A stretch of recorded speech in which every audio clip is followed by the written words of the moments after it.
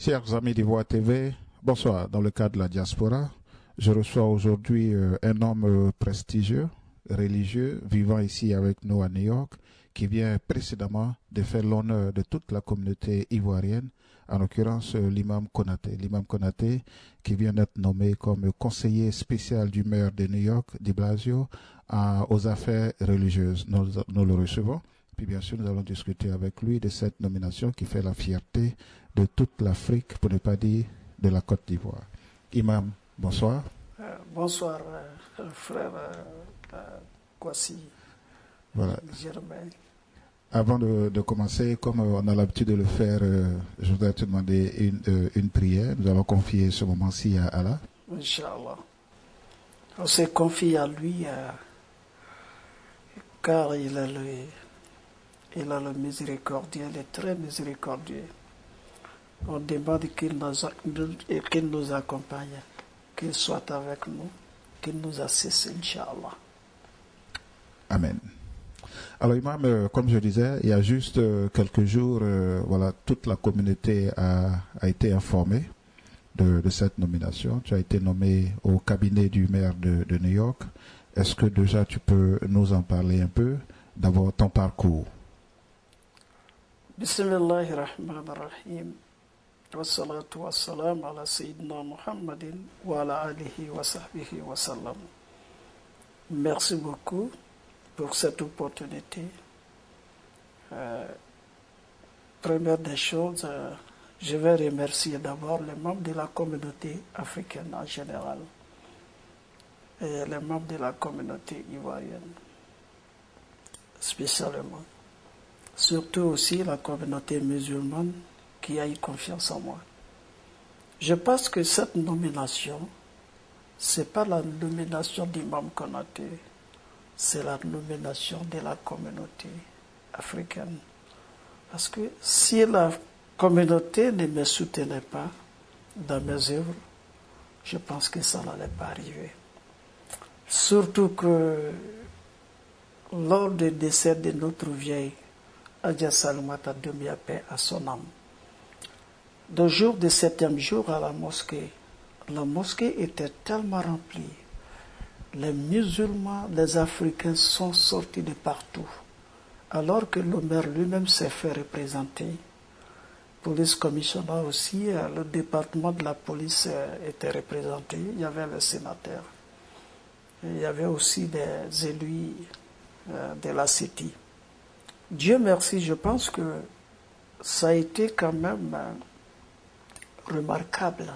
Parce qu'ils ont vu tellement que le monde était mobilisé, les Africains étaient sensibilisés. Je pense que c'est après ça, cette nomination est venue. Ce n'est pas la nomination d'Imam Konaté au fait, mais je donne cet honneur aux Africains. C'est vrai, c'est vrai. Parce que nous avons commencé à travailler avec City Hall et quand David Duncan était encore à la mairie, je me rappelle. Et aussi, on a continué avec Giuliani. Mais la relation n'était pas comme ça, vu l'assassinat des choses après l'assassination de l'autre Amadou Diallo. La relation entre la City, surtout City Hall et la communauté africaine était très difficile. C'est après, maintenant que Bloomer est venu au pouvoir, c'est à partir de là que, bon, les relations ont commencé à être de la manière qu'on a préféré. Alhamdulillah, il a fait face à la communauté africaine. Donc, Dieu merci, je pense que c'est tout ça le résultat. Mais le soutien de la communauté elle-même, c'est ça qui a fait. Sinon, sans ce soutien-là, Imam Konaté n'est rien.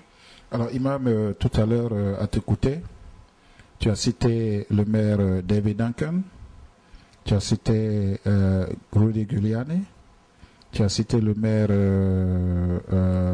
Bloomberg, et puis maintenant tu es avec de Blasio.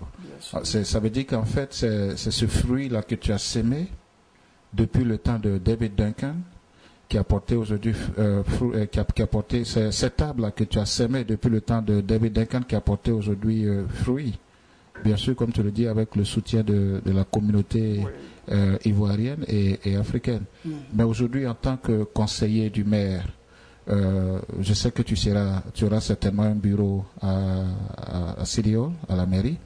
Alors, quelles sont aujourd'hui les préoccupations, les priorités que tu vas, je dirais, présenter au maire quand vous serez en réunion par rapport à la communauté africaine? Merci beaucoup pour cette question très très importante. Nous ne sommes que des messagers. Si Imam Konaté aujourd'hui est conseiller du maire, c'est que le maire aussi attend quelque chose de ma personne. Comme la communauté africaine aussi attend quelque chose de moi. Donc nous sommes comme un messager entre City Hall et la communauté africaine, c'est vice-versa. Les décisions de la mairie concernant les communautés en général ici à New York, nous allons transmettre ces messages-là aux membres de la communauté et aussi transmettre les occupations de la communauté africaine à la mairie. Ensemble, on va trouver des solutions et ensemble, on va régler ces problèmes-là. Et c'est pour cela que j'ai même pensé avoir moi-même créé, établir moi-même un petit comité technique. Si je dis comité technique,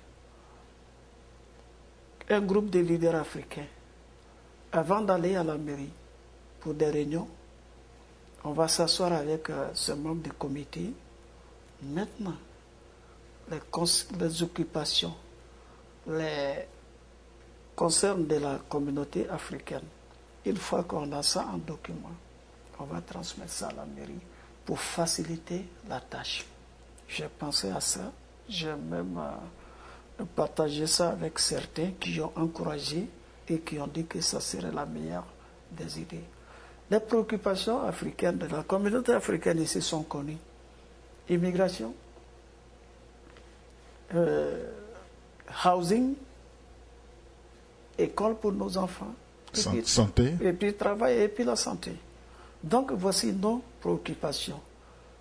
Et déjà à la première réunion, nous avons apporté à la connaissance même du maire lui-même et son équipe nos préoccupations concernant le housing, concernant non seulement le housing, aussi les papiers, non seulement ça, aussi la santé. Donc, la réunion prochaine, je pense que c'est ce mois-là, le mois d'août. Ça, c'est la deuxième réunion qui va se tenir. Mais hier, j'ai reçu un coup de fil du bureau du maire ils ont décidé de me rencontrer, moi seul, le mardi. Une réunion privée, personne ne doit pas être là, si ce n'est pas moi seul, à 14h00. Je sais que c'est sérieux, je sais que c'est la communauté africaine parce qu'on demande aux membres de la communauté africaine de s'intégrer. Nous sommes là, on n'ira nulle part. Nos femmes sont là, nos enfants sont là. Si on ne fait pas ça à cause de nous-mêmes, faites-le à cause de nos enfants. Alors, Imam, tout à l'heure, on parlait aussi les préoccupations que vous avez énumérées. Nous avons cité la santé. On sait que grâce à votre soutien et au soutien de la communauté, une clinique a été ouverte au sein de Harlem Hospital, c'est Madina Clinic. Alors, est-ce que vous pouvez d'abord nous parler un peu de cette clinique, parce que est-ce que les Africains, les Ivoiriens, les Africains sont informés de l'existence de cette clinique, et puis surtout pourquoi Madina Clinic? Bien sûr, merci beaucoup. Bien sûr, tout le monde est informé, surtout que l'idée de Madina Clinic est née dans la mosquée. Pourquoi dans la mosquée? Comme nos parents refusaient d'aller à l'hôpital, parce que pour nous c'est une perte de temps. C'est bon, les gens travaillent. Personne ne va arrêter son boulot pour aller s'asseoir à l'hôpital pour attendre. Donc, on a encouragé les hôpitaux. chaque vendredi, c'est-à-dire des moments peut-être une fois dans le mois, ils viennent à la mosquée pour prendre le sang. Pour faire un bilan de santé. Voilà. Maintenant, en faisant cela, ils ont dit, mais pourtant, c'est bien comme ça. Si, par exemple, on mettait une clinique en place pour encourager les membres de la communauté africaine. Pourquoi? Parce qu'on a fait savoir aux responsables de la santé que les gens ont peur d'aller à l'hôpital. Pourquoi? Parce qu'une fois qu'on demande les adresses, l'immigration est là. Pour nous, après avoir donné l'adresse à l'hôpital, peut-être le lendemain, l'immigration va venir taper à sa porte pour lui faire déporter. Donc c'est pour cela. Ils ont dit, en tout cas, c'est bien ce que vous dites. Maintenant, Madina Clinique a vu la naissance. Les Africains vont là-bas, des Africains de Brooklyn, de même New Jersey, Bronx. Alhamdulillah, ça marche très bien. Même le Bronx Lebanon Hospital aussi a établi une clinique, comme Madina Clinique qu'on appelle Diaspora Clinique. Mais c'est Madina Clinique au fait qui est connu. Même les habitants de Bronx viennent ici à Harlem pour se faire soigner, pour se faire traiter à Madina Clinique. Alors, je dirais, monsieur le conseiller, je dirais, monsieur le conseiller, non, il faut rendre à tout seigneur tout honneur, Imam Konaté, qui est officiellement conseiller du maire de New York, du maire de Blasio. Monsieur le conseiller, vous allez rencontrer le maire le mardi. Déjà, pour nous donner déjà trois grands points de votre rencontre. Il a dit qu'il faut que ce soit secret, que ce soit personnel, mais en tant que vous, quelles sont les préoccupations du coup que vous allez transmettre au maire?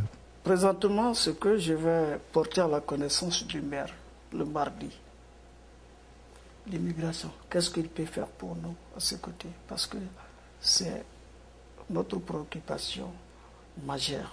Deuxième, housing. Tout le monde aujourd'hui se plaint parce que les gens ont appliqué pour avoir aujourd'hui les maisons au niveau de la cité.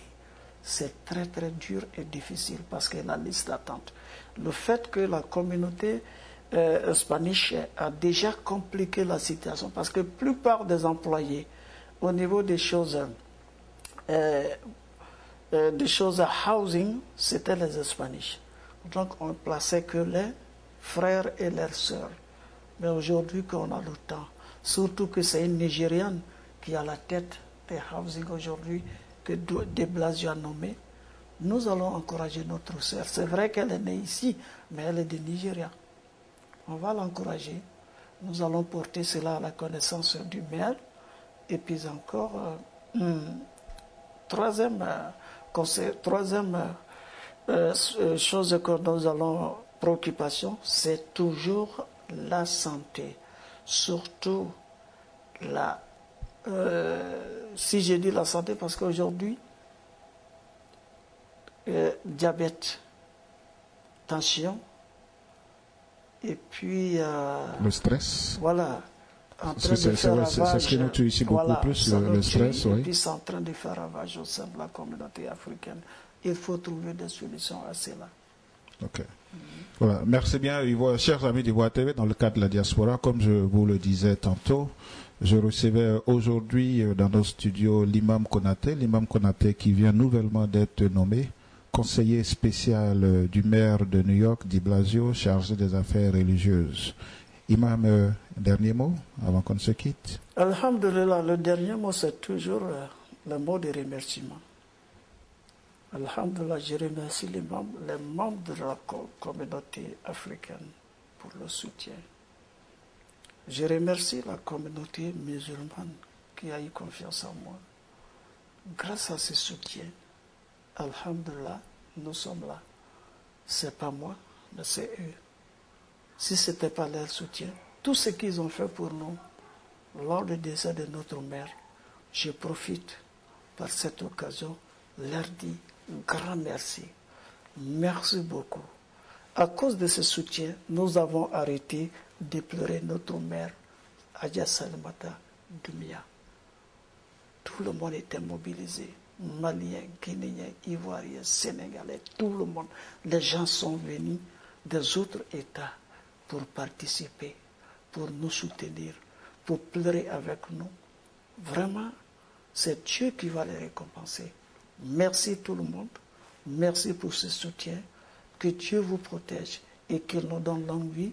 Et que Dieu aussi protège Ivoire TV, qui nous accorde souvent des opportunités, qui nous donne des opportunités pour nous adresser aux membres de la communauté quand il y a des informations à partager avec les membres. Donc nous avons aussi un plan pour nos frères qui sont dans les médias.